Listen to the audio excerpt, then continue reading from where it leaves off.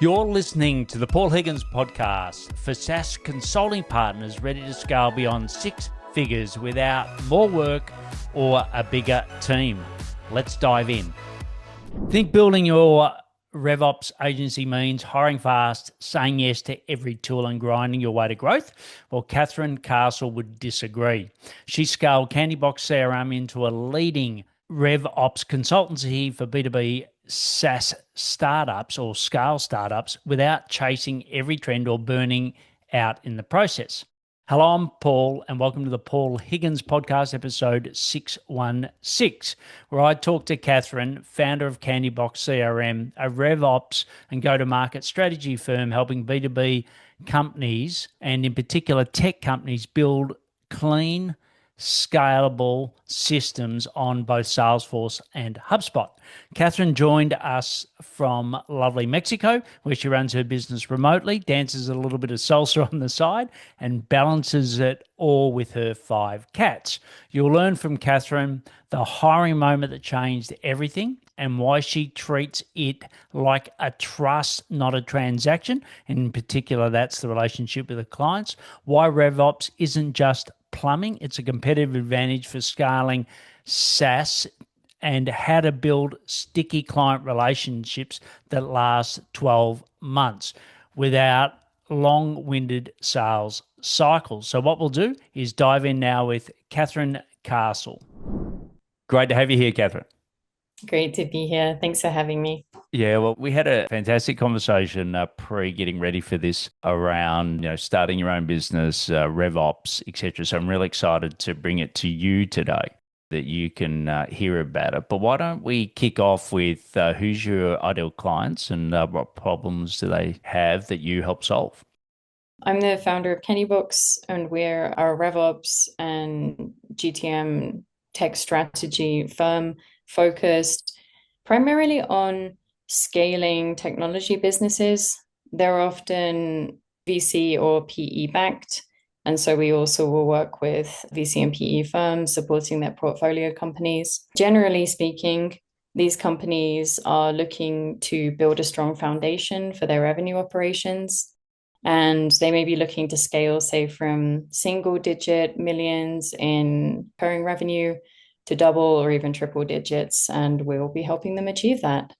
Great. And I know you're both HubSpot and Salesforce, so most of them are already on the platforms by the time that you get there? Yeah, 99% of the time they're either on one or the other.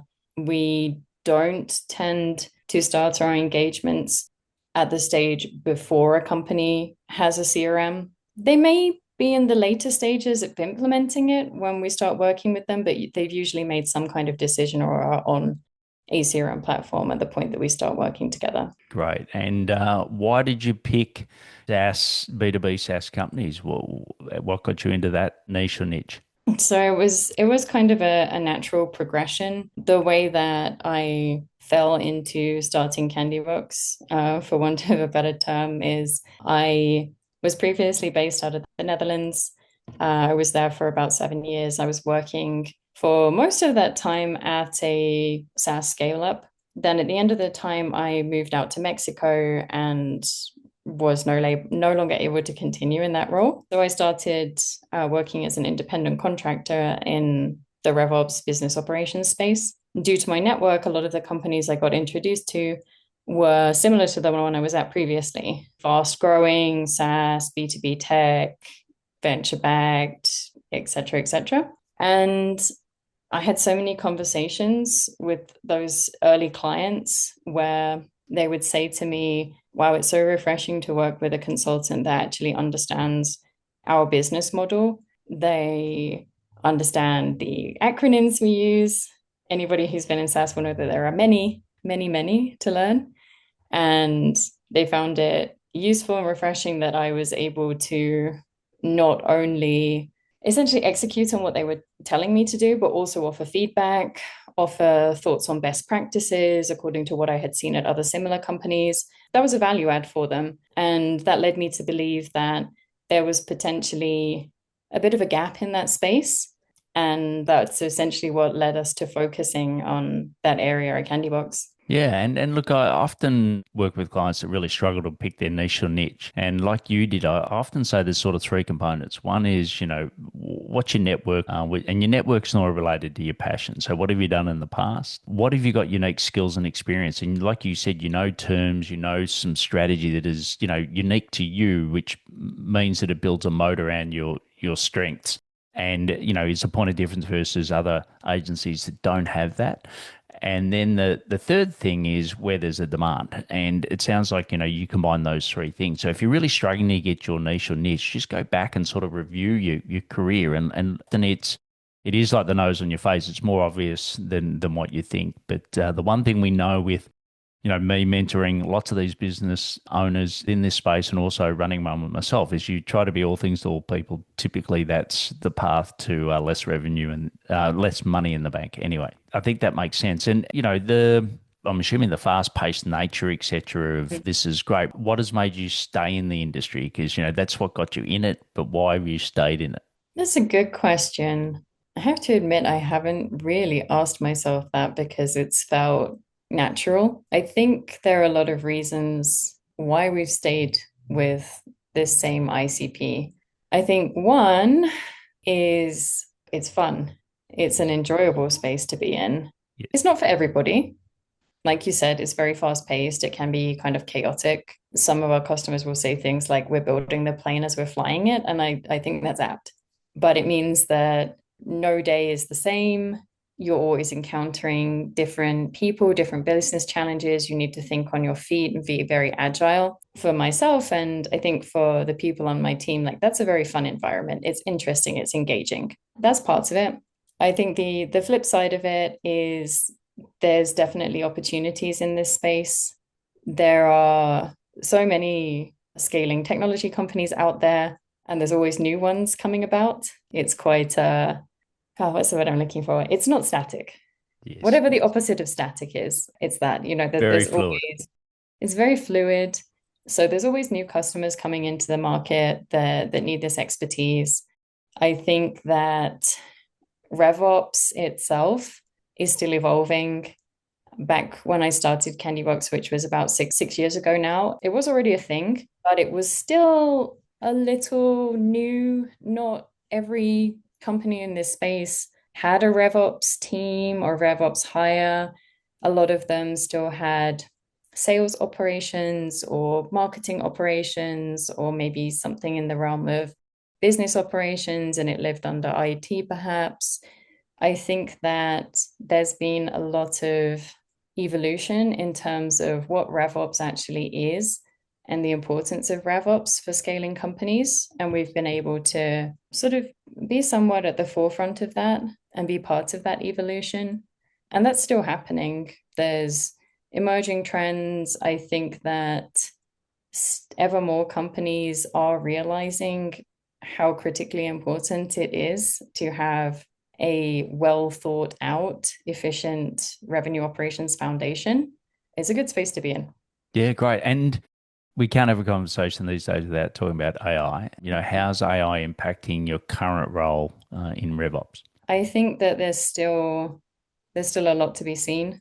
I know that AI has been around for some time now. I was having a conversation with somebody at a RevOps role earlier today who said that he's probably been working on implementing AI or AI augmented tools for 4 or 5 years now. Yes. But I personally feel like there's really been a big leap, at least in terms of awareness and variety of the tools that are available. Probably in the last 6 to 12 months, there are a lot of different vendors coming onto the market that are interesting for the customers that we work with.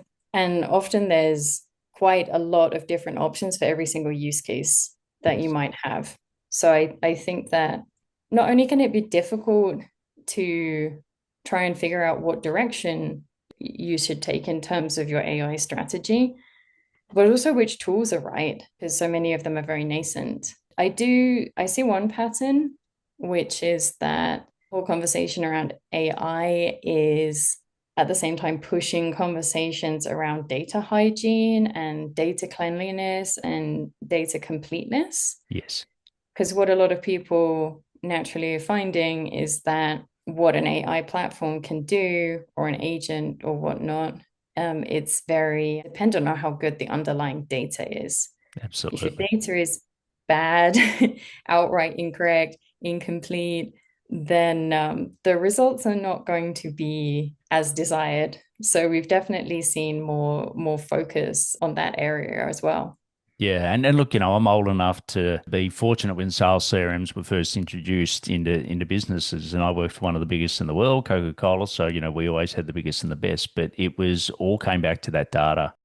So Mm. I don't think that's really changed. I think now it's just more obvious access to it, and are your clients sort of leaning on you to be the one, not just helping them with RevOps, but also helping them with AI and how AI is impacting their business? Like, or is there someone else in there doing that for your clients? It depends on the customer. For some of them, we are in the trenches with them, as it were, having those conversations and trying to figure out what strategy will make sense for their individual business. Some others, they have somebody who is actually focused specifically on that. I don't know how much you've seen this conversation, say on LinkedIn and other platforms, but some companies are hiring a fairly new role, which is usually called GTM engineer. Yes.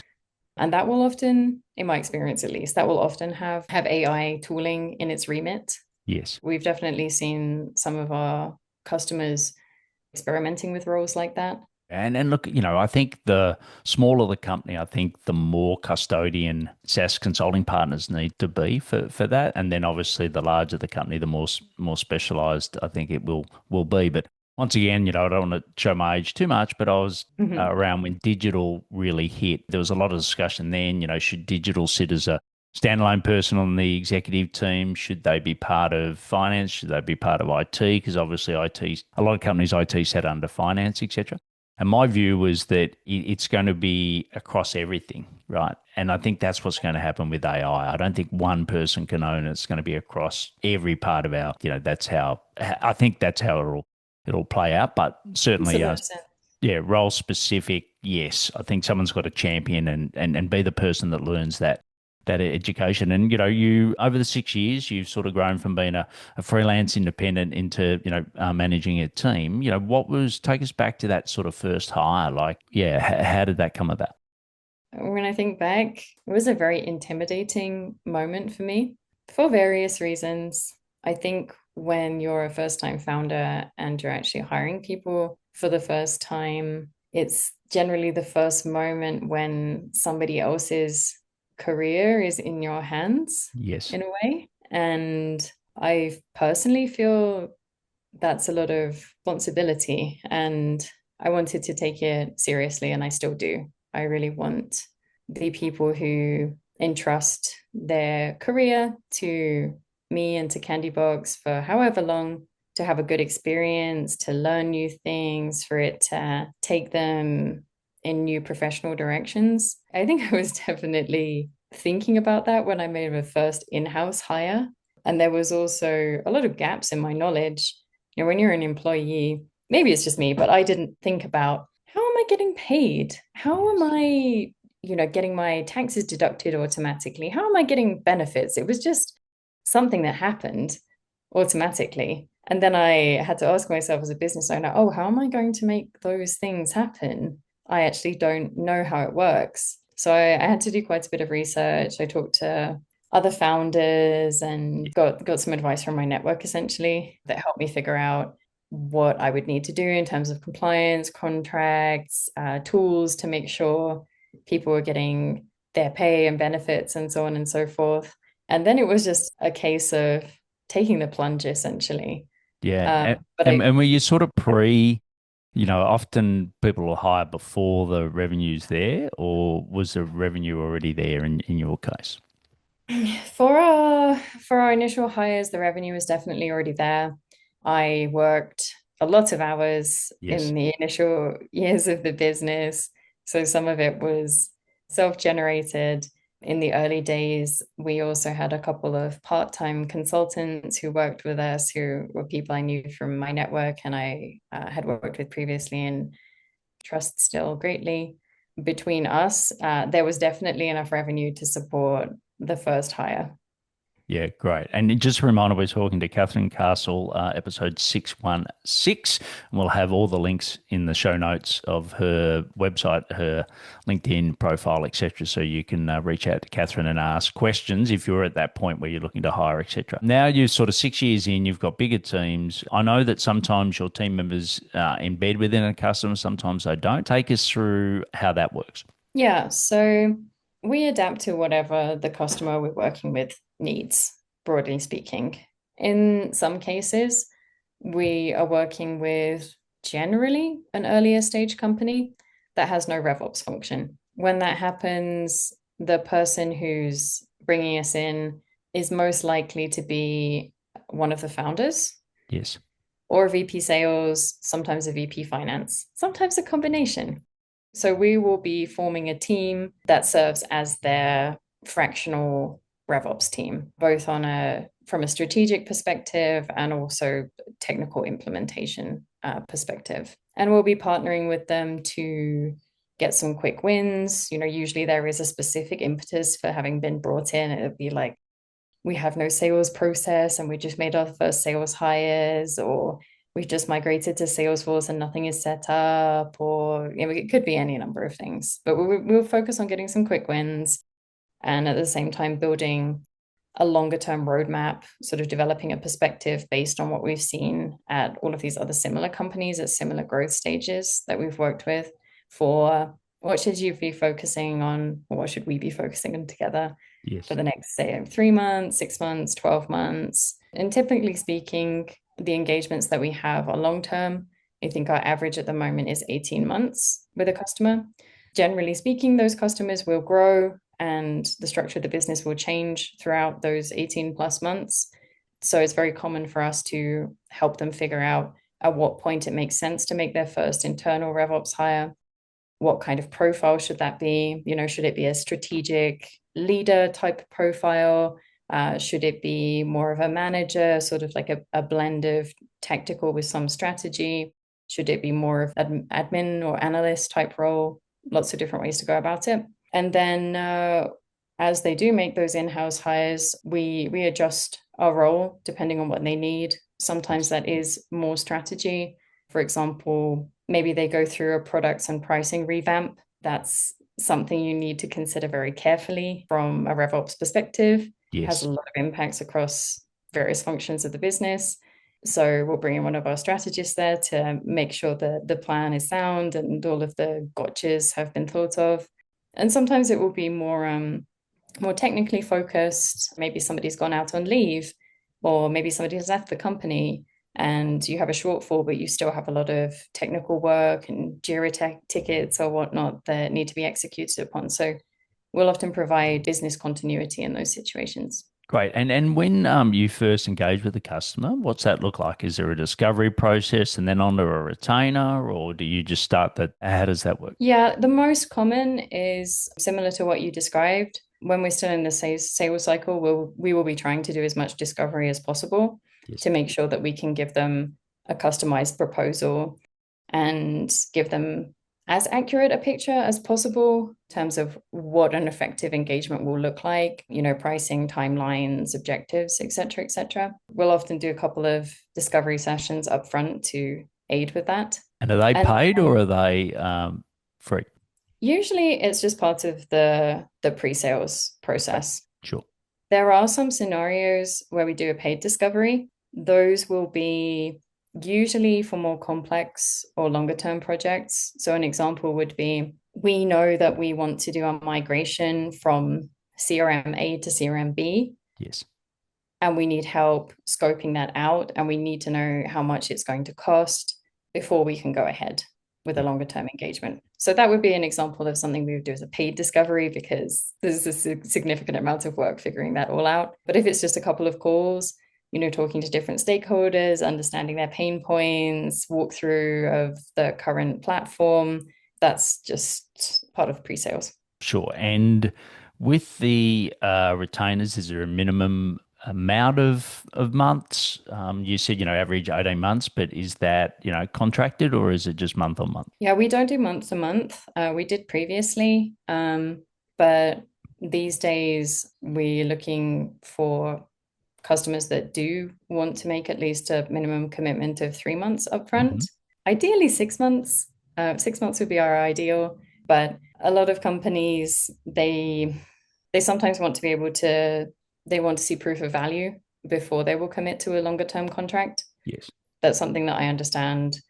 I think a lot of people out there, maybe including some listeners, have had negative experiences with consultants before, and then getting stuck in a long contract right off the bat is, frustrating for all parties. Yes. So I would rather, I love long-term contracts, absolutely, but I would much rather a company has seen the value of working with us and opted into it enthusiastically rather than being strong-armed into it Yeah. and maybe it not being quite what they want. Totally agree. And also I think it depends on the type of employment options. Like if you've got a dedicated person that you've hired in and there's more risk involved in that and that's all they can do, I think then it's fine to ask for a longer Yeah. term agreement if it's linked to that. Obviously if it's more project based, which you've already got capacity in the team, I think it's different. So I think, for most people, if you rationally talk it through with them, I think the right outcome comes. As far as, HubSpot, Salesforce,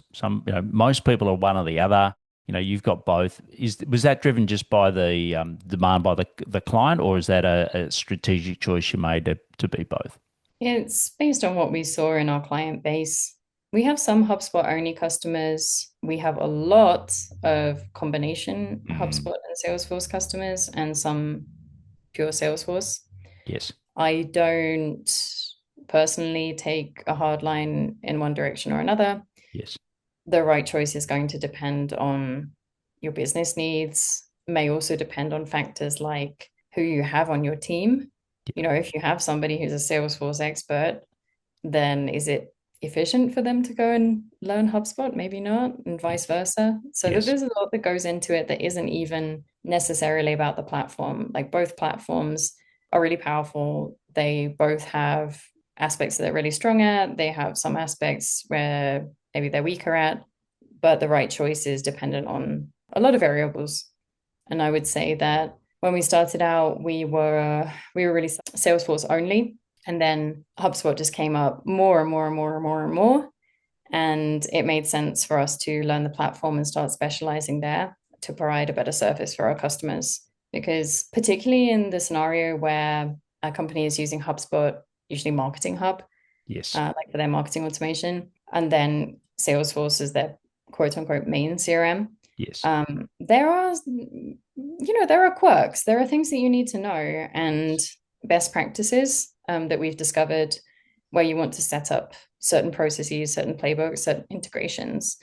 Learning both platforms and operating within both platforms was primarily to provide a better service for our customers.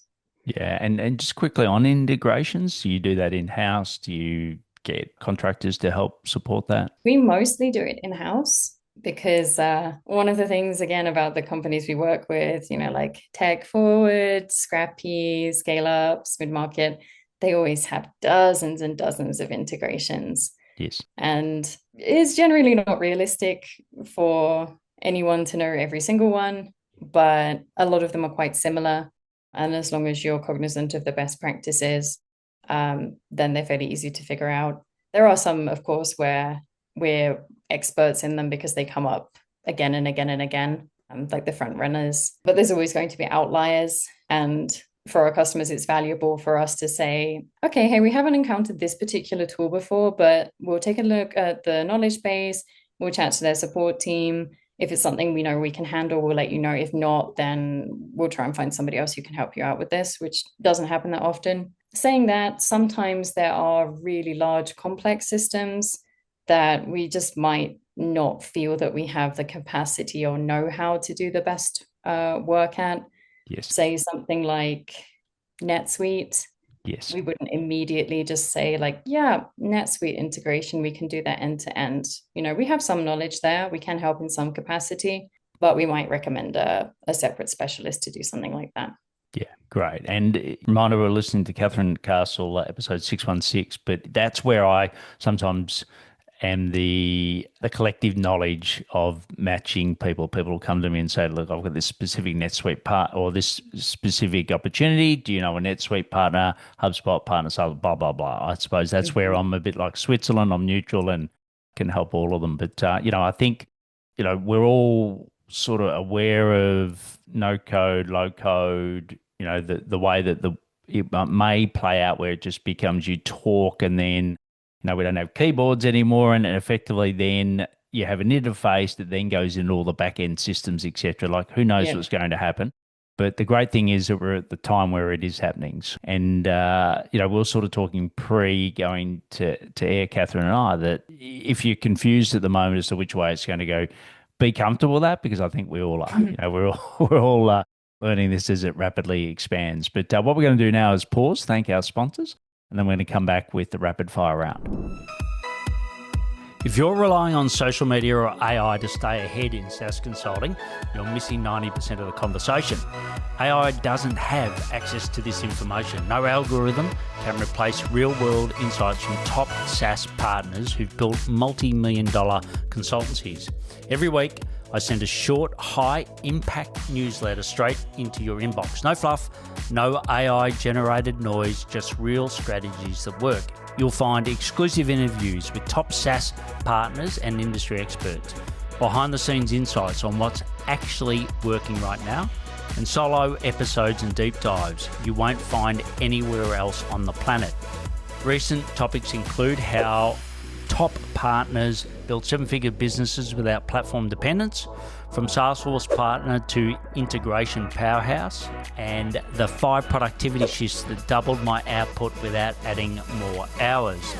This is the only place in the world where you'll get these insights. No recycled content, no AI summaries, just battle-tested strategies that help you land bigger deals and build a business that doesn't depend on you.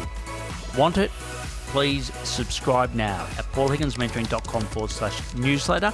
That's paulhigginsmentoring.com/newsletter. Don't let AI or social media decide what you learn. Get the best SaaS consulting insights straight into your inbox. So, Kathryn, ready for the rapid fire round? As ready as I'll ever be. Yeah, well, I suppose I'm not giving you much of a choice, am I? The first question is, what are some of the daily habits that you do to help scale Candybox CRM? I think it's really important to make space where you're not in meetings for deep work, for actually thinking things through and having thinking space. So I always try to have at least a couple blocks on my calendar every week where I can do that.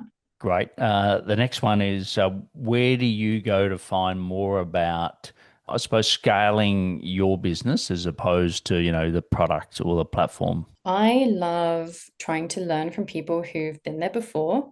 Yes. So I primarily go to my network. I'm not shy about asking for help. I think that a lot of people like to help and share knowledge. Yes. Over 6 years, I've got a pretty decent network. Also have worked with coaches, which I would definitely recommend if there's some specific business challenge you're facing. Great. And if I could grant you one wish for Candybox CRM, what would that be?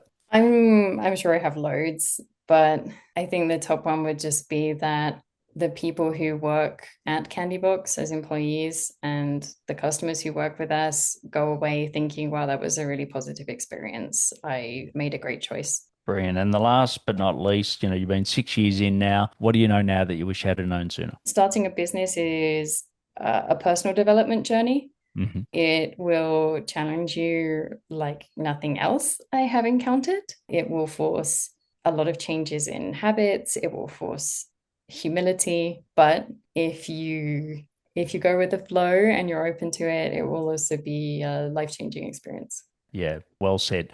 All right, well, as I said, episode 616, Kathryn Castle and candyboxcrm.com. Also, her LinkedIn will be there. Reach out to her. And once again, thanks for coming on today. Well, thank you so much for having me. It was a pleasure. Thank you. Bye. I really enjoyed that interview with Kathryn, and I hope you did too from Candybox CRM. If you're a SaaS consulting partner trying to juggle delivery, sales, and systems, and it feels like you're building the plane while you're flying it, you'll want to get in contact with Kathryn.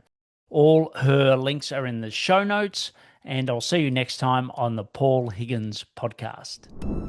If you've got value today, hit subscribe so you don't miss future episodes, and reach out. Let me know you've listened. I'd love to hear from you.